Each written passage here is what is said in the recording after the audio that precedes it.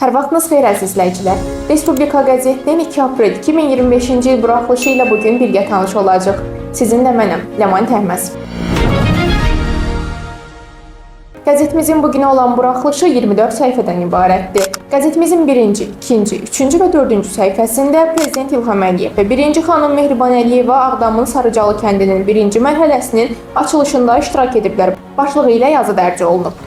Ağdam, Füzuli, Xocavənd rayonlarında Azərbaycan Respublikası Prezidentinin xüsusi nümayəndəsi Emin Hüseynov dövlətimizin başçısına və 1-ci xanıma burada yaradılmış şərait barədə məlumat verib. 5-ci səhifəmizdə isə Prezident İlham Əliyev və 1-ci xanım Mehriban Əliyeva Şuşada bir sıra açılışlarda iştirak edib və parlament tikinti işləri ilə tanış olublar başlığı ilə yazı dərc olunub. Azərbaycan Respublikasının Prezidenti İlham Əliyev və 1-ci xanım Mehriban Əliyeva martın 27-sində Şuşada tarixi Çöl Qala məscidinin və bulağının bərpadan sonra açılışında iştirak edib. İAŞ obyektlərində yaradılan şəraitlə Qarabağ küçəsində, Şuşa Müalicə Sağlamlıq Mərkəzində və Yeni Şuşa məscidində aparılan tikinti işləri ilə tanış olublar.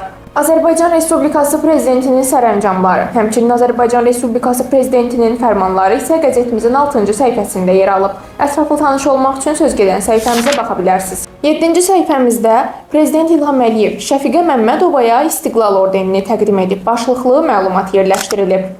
Azərbaycan Respublikasının Prezidenti İlham Əliyev martın 29-da Şəfiqə Məmmədovanı qəbul edib və ona İstiqlal ordenini təqdim edib. 8-ci səhifəmizdə isə Azərbaycan Respublikasının Prezidenti Zat Aliləri Cənab İlham Əliyevə Novruz bayramı münasibəti ilə dövlət başçıları tərəfindən ünvanlanan təbriklər dərc edilib. Əməkdaşlığın yeni perspektivləri, Azərbaycan-Çin diplomatik münasibətlərin 33 ili, tarixi inkişaf və strateji tərəfdaşlıq başlıqlı yazılarsa 9-cu səhifəmizdə dərc edilib.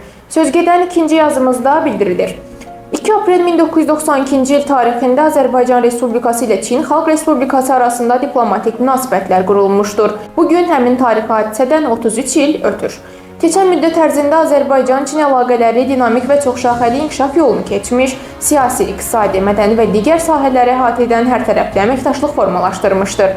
Xüsusilə son illərdə iki ölkə arasında strateji tərəfdaşlıq səviyyəsinə yüksələn münasibətlər regional və qlobal əhəmiyyət kəsb edən yeni mərhələyə qədəm qoymuşdur. Qəzetimizin 10-cu səhifəsində isə Azərbaycan Respublikasının Prezidenti Zat Aliləri Cənab İlham Əliyevə Ramazan bayramı münasibəti ilə dövlət başçıları tərəfindən gələn təbriklər yer alıb. Almaniya Prezidenti Administrasiyası bu ölkənin prezidentinin sosial media profilində yerləşdirilmiş postla bağlı Azərbaycan tərəfinə üzrxahlıq edib. 11-ci səhifəmizdə isə bu məlumat dərc edilib. Almaniya prezidentinin sosial media profilində artıq keçmişin qalığı olan qandarma rejimin bayrağının yerləşdirilməsi və onun altında yazılan mətn Azərbaycan tərəfinin ciddi narazılığına səbəb olub. Dərhal iki ölkənin prezident administrasiyaları və xarici işlər nazirlikləri arasında təmaslar başlayıb. Almaniya tərəfi bu postun səhvən yerləşdirildiyini etiraf edərək onu dərhal çıxarıb. Almaniya Prezident Administrasiyasının rəhbəri adından ünvanlanmış məktubda baş vermiş bu hadisəyə görə üzrxahlıq ifadə olunaraq məktubun mediaya verilməsinə razılıq bildirilib. Heydər Əliyev Fondu Ramazan bayramında şəhid ailələri ilə birgə. 12-ci səhifəmizdə bildirilir ki, aprelin 1-də Heydər Əliyev Fondunun dəstəyi ilə Ramazan bayramı münasibəti ilə tədbir keçirilib. Şəhid ailələrinin iştirak etdikləri bayram süfrəsində Qurani Kərimdən ayələr oxunub, şəhidlərimizin ruhuna dualar edilib. 13-cü səhifəmizdə Baş prokuror Kamran Əliyevin rəhbərlik etdiyi nümayəndə heyəti Vyetnama səfər edib başlığı ilə yazı dərc olunub. Baş prokuror Kamran Əliyevin rəhbərlik etdiyi nümayəndə heyəti Vyetnamın baş prokuroru Nguyen Thien'in dəvəti ilə Hanoya işgüzar səfər edib. Nümayəndə heyəti ölkəmizin Hanoydakı səfirliyinə gələrək xalqımızın ümumilli lideri Heydər Əliyevin büstünü ziyarət edib. Ulu öndərin əziz xatirəsi dərin ehtiramla yad edilib. Lələtəpəyə sancılan bayraq, qəhrəmanlıq və rəşadət nümunəsi. Hərb salnaməmizin şanlı səhifəsi, tarixi zəfərə aparan yolun başlanğıcı, qələbə əzmimizi nümayiş etdirən aprel döyüşlərindən 9 il ötür. Bu yazılar isə 14-cü səhifəmizdə dərc edilib. İkinci yazımızda qeyd olunur ki, 2016-cı ilin aprel döyüşləri şanlı zəfərimizə gedən yolun başlanğıcı. Azərbaycan ordusunun üzərinə düşən missiyanı şərəflə yerinə yetirmə imkanlarına malik olmasının təqdimatı kimi çağdaş tariximizə düşdü. 2016-cı il aprelin 1-dən 2-sinə keçən gecə Ermənistan silahlı qüvvələri miqyaslı təxribatlar törətmək niyyəti ilə ön xətt mövqelərə və yaşayış məntəqələrinə intensiv artilleriya atəşi ilə hücuma başladı. Aprel döyüşləri 1994-cü ildə atəşkəs haqqında saziş imzalandıqdan sonra ən şiddətli döyüşlər idi. Azərbaycan xalqının tarixi yaddaşına həkk olunmuş qanlı faciələr, köçürülmə prosesləri və onun acı nəticələri. Bu yazı da 15-ci səhifəmizdə yerləşdirilib. Stefan Şamyan və Karganovun rəhbərliyi altındakı silahlı qüvvələr 1918-ci il martın 31-də və aprelin 1-də Bakıda, 1918-ci ilin mart-may aylarında Bakı quberniyasının Şamaxı, Göyçay, Ərəş və Quba qəzalarının kəndlərində, habelə digər bölgələrdə azərbaycanlılara qarşı insanlığa sığmayan kütləvi qanlı qırğınlar törətmiş, minlərlə günahsız dinc əhalini qətlə yetirmişlər. İldırdan 107 ildir sağalmayan yara. 31 mart Azərbaycanlıların soyqırımı günü ilə əlaqədar Azərbaycan Respublikasının İnsan Hüquqları üzrə müvəkkili Ombudsmanın bəyanatı və son olaraq insanlıq əleyhinə törədilmiş ən ağır cinayət başlıqları ilə yazılar dərc edilib. 17-ci səhifəmizdə isə günün siyasi nəbzi tutulub. Bu səhifədə Hayastanda siyasi apokalipsis daha da dərinləşə bilər. Öz gülləsi ilə özünə atəş açan Fransa, həmçinin Ermənistanın Avropa İttifaqına inteqrasiyası, siyasi ambisiya yoxsa populizm sualının cavabı verilib.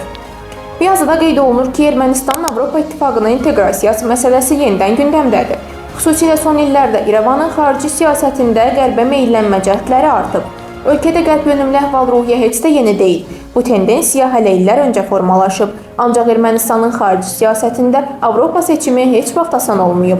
Çünki ölkə Moskvanın ciddi təsiri altında olub. 18-ci səhifəmizdə isə hadisələr kontekstində rubrikasında Ağ Ev, Kreml və Kiyev arasında siyasi manevrlər, qırılma nöqtəsi başlığı ilə yazı yer alıb. Rusiya lideri Vladimir Putin iddia edir ki, Zelenskinin səlahiyyət müddəti çoxdan başa çatıb və Ukraynada yeni seçkilər keçirilməlidir.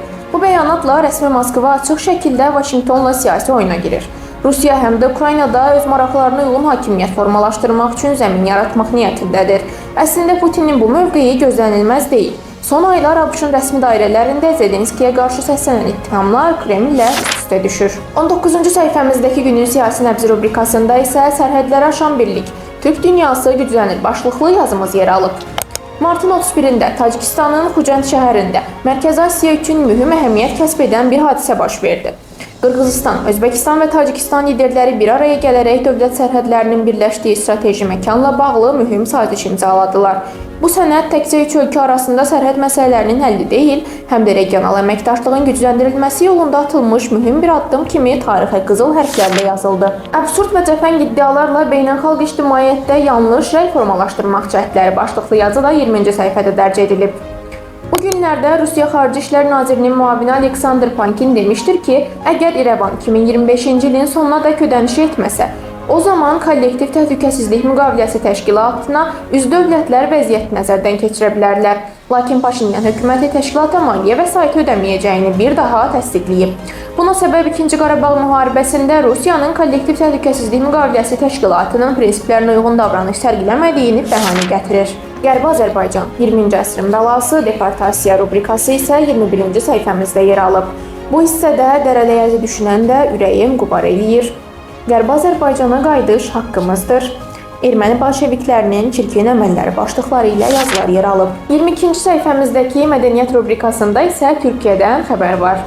Abdullah Ağarın Qarabağ Destanı adlı kitabı tezliklə işıq üzü görəcək başlıqlı bu yazımızda deyilir ki, Abdullah Ağar hərbi və strateji təhlilləri ilə tanınan yazıcı və hərbi ekspertdir. O, Azərbaycanın ərazi bütövlüyünün bərpa edilməsi uğrunda gedən 44 günlük Qarabağ müharibəsinin tarixi və strateji əhəmiyyətini araşdıran Qarabağ Destanı kitabının da müəllifidir. Dünya Bugün xəbərlər rubrikasında son 24 saatın maraqlı məlumatları isə 23-cü səhifəmizdə dərc edilib. Daha ətraflı tanış olmaq üçün söz gedən səhifəmizə baxa bilərsiniz. Qəzetimizin son səhifəsi isə hər zamanki kimi haqqında məlumatla yekunlaşır. Beləliklə, bizim sizə bugünlük çatdıracaqlarımız da bu qədər idi. Daha çox məlumat almaq üçün qəzetimizi izləməyi unutmayın.